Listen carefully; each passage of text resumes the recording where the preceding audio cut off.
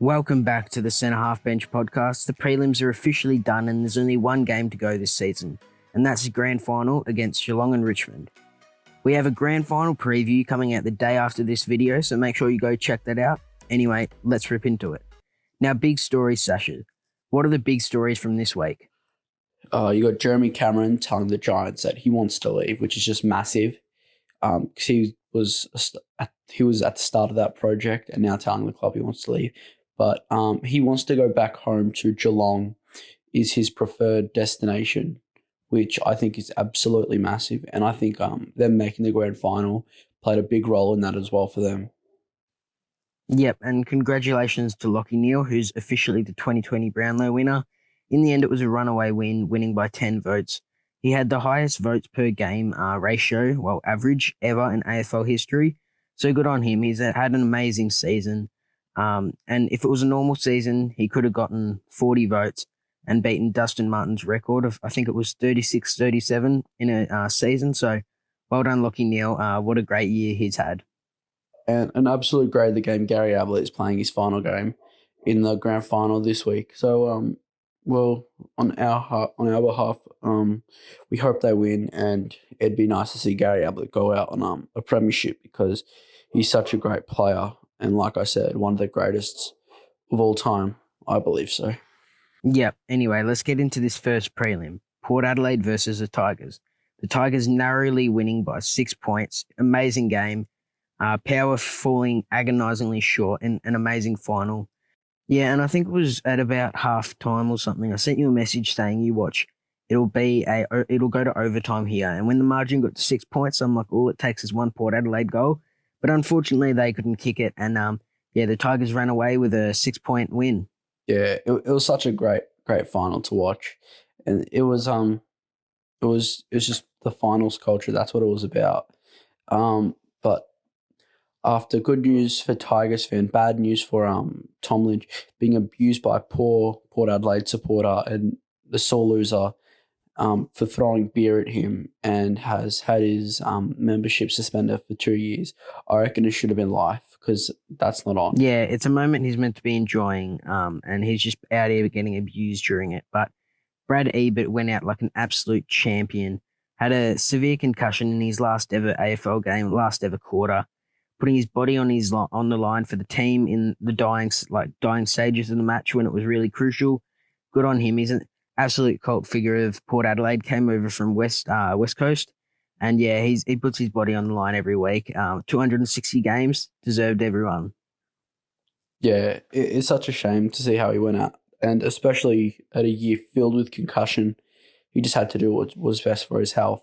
But it's players that did step up and at such a young age. That 2018 draft class with Dersma, Rosie and Butters, a very, very good performance. They combined for 42 touches and 3 goals won. And it was just good to see that young players performing in a prelim. Yeah, and you've got the young players like that performing well, but then you've also got the senior players like Nankervis and Dusty who lead the younger players, especially in that Richmond team like Shai Bolton. Dusty and Nank were huge. Dusty had 2 goals, 21 touches, 3 clearances, and Nankervis 13 touches, 4 clearances, and 4 marks.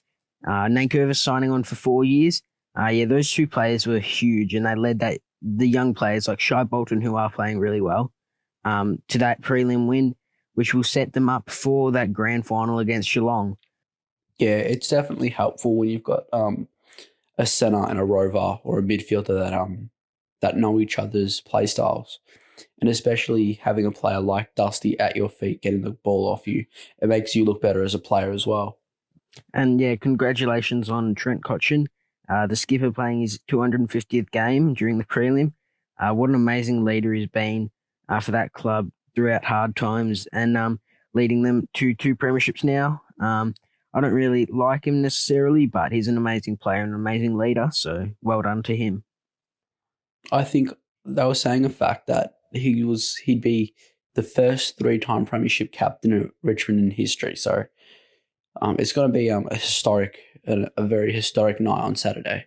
Anyway, I think it's time for Footy Stocks. If you're new to the show, Footy Stocks is our main segment where we talk about something we like the look of that we want to buy into, something we didn't like the look of that we want to sell, and something we're not sure about that we want to hold. So on that note, Sasha, what are you going to buy into? That Dusty is one of the greatest finals players of all time. Like, it's been, like, they've been saying it, but, like, I think this little Richmond dynasty of the last 4 odd years, he's just proven to everyone that he is a massive, massive big game player. Yep, and I'm buying into Danger. His first ever grand final at any level of football. He during the prelim, you saw before the game, he was out for blood. He wanted that grand final spot, and he earned it. And he's worked really hard. And if anything, he's one of the players that deserves to be in a grand final, absolute star of the game. And yeah, I'm buying into him because I reckon he's made for the big time, and he's going to have a very big day out. He's going to have a massive day out. Yeah, agreed. For selling, to sell, I'm going to sell the holding the ball decision. Jai said it earlier in the year, and Pendle said it on the weekend. It's too inconsistent. Like, it has to stay a rule, but there has to be consistency with it because this is not on. It's just terrible and it costs you games. I was saying these decisions cost Port Adelaide the game, but down the line and during the season, it has cost teams games for sure. Yep, and for me, I'm going to sell the player disrespect. We mentioned Tom Lynch and how he was abused and beer was thrown on him. That's not on. No matter how salty you are, be a good sport, even if it's hard. I was at the 2018 grand final. It was hard to be a good sport there. But you know what? West Coast deserves it. You've got to respect that. Let the players enjoy the moment. Don't be a dickhead. Tom Lynch is, I don't like him as a player, but he's a good person. And we saw that after the match. Let him have it out of respect. Yeah, it's out of respect as well, more than anything. And like you may not be happy with the result, but at the end of the day, you still got to respect them. Exactly. That they've definitely made a dynasty at Richmond, and you got to respect them for that, as much as we hate them. But let's go on to hold. For me, I think Port Adelaide have a lot to look forward to in 2021. I think they will bounce back after this season and go on to have a massive 2021 and beyond, I believe so. Because they've got the right young pieces, and after this season, I don't think anyone is looking to leave, or you wouldn't think so, because they just made the prelim and literally were one kick off a grand final. Yep. And for me, I'm holding on Gary Ablett's career. He's an absolute unit of a player. He's had an amazing career, probably one of the greatest careers ever, one of the greatest players. He's had another week added to his career in the grand final. He's going to go out on a grand final.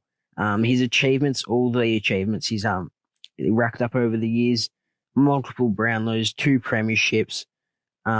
He's an absolute gun, and those achievements aren't over. He's got a game on the weekend where he can win another premiership, possibly another Norm Smith if he plays very well. But yeah, the career of one of the greatest of all time is not over yet. Yeah, he's had an amazing career. Agreed, Jai. Anyway, I think that's it for Footy Stocks. If you like this, let us know down below. If you got any other ideas for any other segments, let us know. And I think it's time for the second prelim, Lions versus Cats. Lions getting destroyed by the Cats in the last stages of the match. Yeah, this one was definitely a bit of a disappointment compared to the first one, but it was still an amazing game. Yeah, the Cats winning by 40 points. It was pretty close in the third quarter, but then the Cats just blew it out, showed their class in the last quarter. Dangerly, finally, like we mentioned, has made his first ever grand final at any level. Gary Ablett continuing his farewell tour with another sublime old school Gary Ablett performance. Rowan and Tom Hawkins combined for 5 goals 4. Rowan kicked 3 goals 1 and Hawkins 2 goals 3. So they're in ripping form ahead of the grand final, and our Brownlow boy, Lockie Neal, superb with 24 touches and 2 goals. So what a great player. Yeah, he's always at his best, and he's showing he's a big game player as well. So it's good to see that from your Brownlow medalist. And going back to the Rowan 3 goals 1 and Hawkins 2 goals 3, grand final day, Hawkins has to be kicking at least 4 goals 1, I reckon, because Richmond are going to be very deadly. Yeah. What he had five shots on goal, in the grand final, for them to win, he needs to kick at least, I'd say, 4 goals 1, 3 goals 2. He needs to be more accurate because that Richmond defense is amazing. Yeah, because Richmond will hunt on those missed chances, and we saw that with the GWS grand final last year where they absolutely smacked them. Yep, and we mentioned how the Lions were beaten late. Yeah, they were outplayed late by the determined Cats.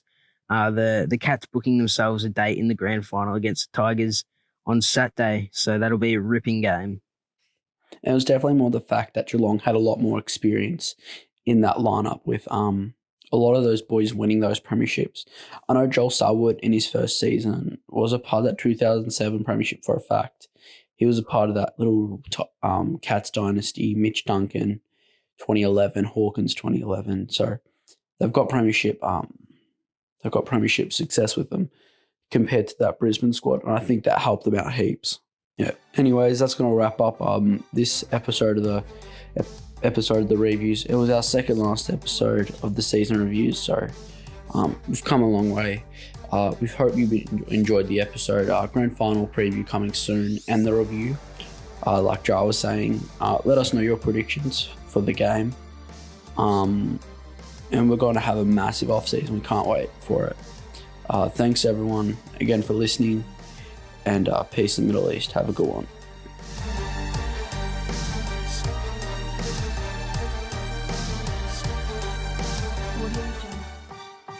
Audio Jungle.